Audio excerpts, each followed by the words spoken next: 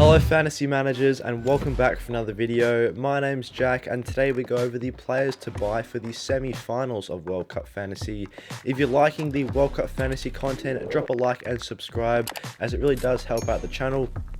Also, click that notification bell to stay up to date with all of the World Cup Fantasy content all the way until the final of the tournament.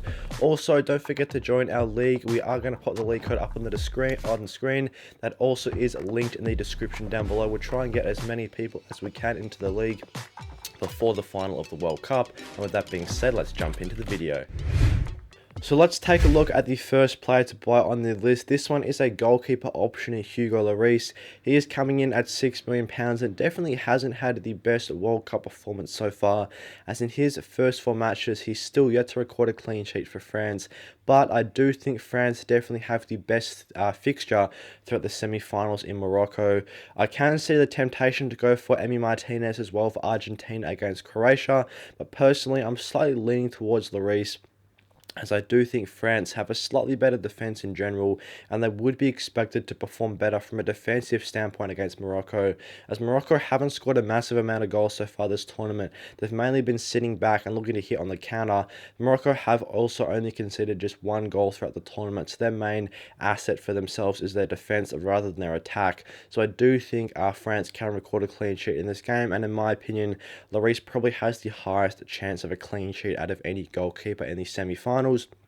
So of course, despite not getting a clean sheet so far this tournament, I do think he'll be able to perform in the semi-finals and get his first clean sheet here. Moving on to the second France asset, this one is Olivier Giroud, and I do think it's good to target at least 3 to 4 France players for this fixture against Morocco, as I would expect France to progress to the final of the World Cup, as this is one of the easier fixtures that you can get in the semi-finals compared to the other match of Argentina and Croatia. Giroud has been absolutely superb so far this tournament. He's caught fire this World Cup. He's picked up 4 goals already, 26 points under the belt in just 4 matches played. An absolutely massive output for a player of just £7.5 million. The other really good thing with Giroud is that he gets lots of shots on target as well, and he's found multiple points just from getting shots on target throughout this World Cup to add to the points that he's getting from his goals. So that's a nice, good additional point source there. And as far as £7.5 million forwards go, he is clearly the best pick right now. And I do think he's the best mid-price forward option in the game. So if you've got Messi and Mbappe as your 2 premium forwards up top, I would strongly consider pairing them with Olivier Giroud as that 3rd starting forward. And it does allow you to spend extra money around the squad as well. And especially since a lot of the defenders now from the better teams are higher priced, you can definitely use those extra funds freed up by Olivier Giroud on the forward line. You can also get in Perisic and Ziyech in the midfield, which are probably the 2 best mid-price midfielder options for the semi-final games. And then, as we touched on, most of those Argentina defenders, those France defenders, are quite expensive. So if you want to be able to afford to get them, I would recommend having Giroud in that 3rd forward slot. And with a great fixture against Morocco, hopefully he can perform well once more.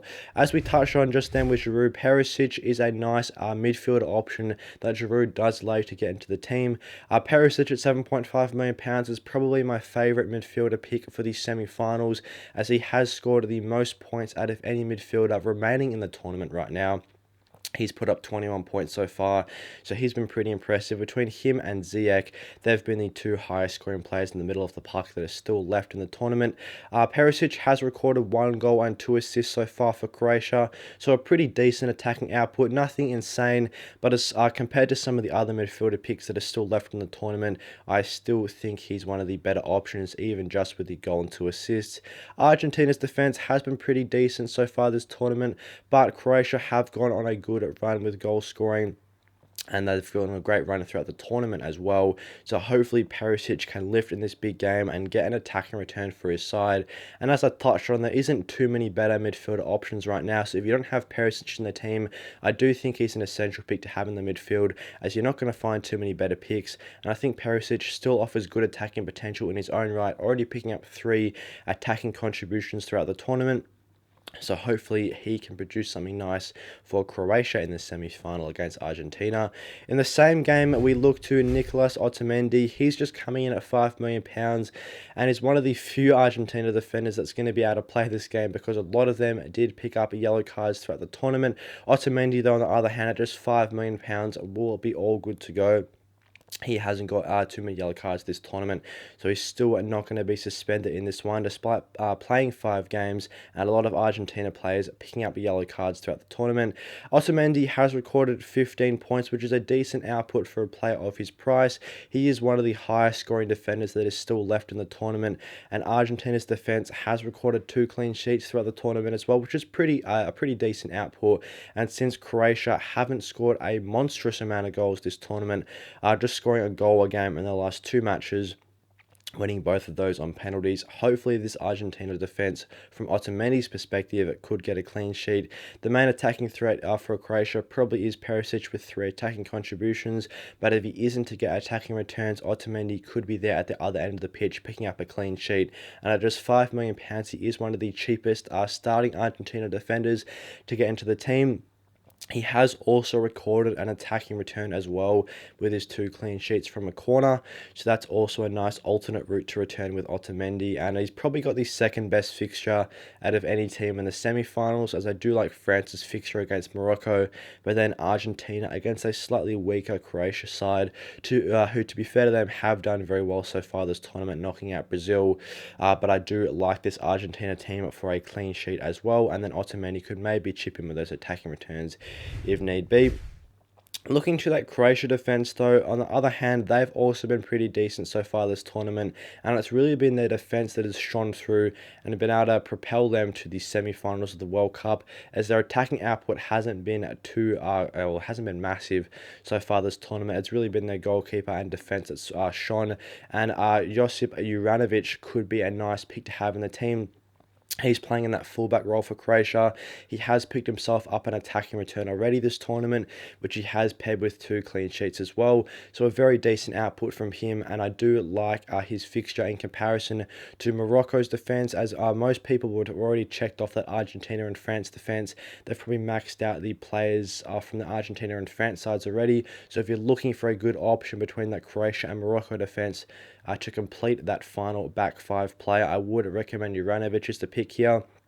At £5 million, Argentina is by no means an easy fixture, but it's definitely easier than France if you were looking to go for a Morocco defender.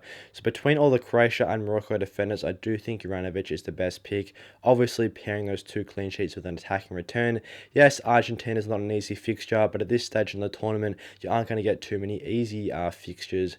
So I do like Juranovic. If you're looking to complete that defense, you have the extra funds to be spent in the team, Juranovic could be a nice pick at £5 million, as not only does he have good clean sheet potential, as Croatia's defense has been solid, he can get forward and get himself an attacking return, which he has shown throughout his domestic competition as well this season. So I do like Juranovic there at £5 million for Croatia. Thanks for watching today's players to buy for the semi-finals of World Cup Fantasy. I hope you guys enjoyed the video, and if you are liking the World Cup Fantasy content, drop a like and subscribe, as it really helps out the channel. Also, click the notification bell to stay up to date with all of our World Cup Fantasy content. And as always, please don't forget to join our league. We're trying to get as many people as we can into the league before the final of the World Cup. So with that being said, I'll see you guys in the next one.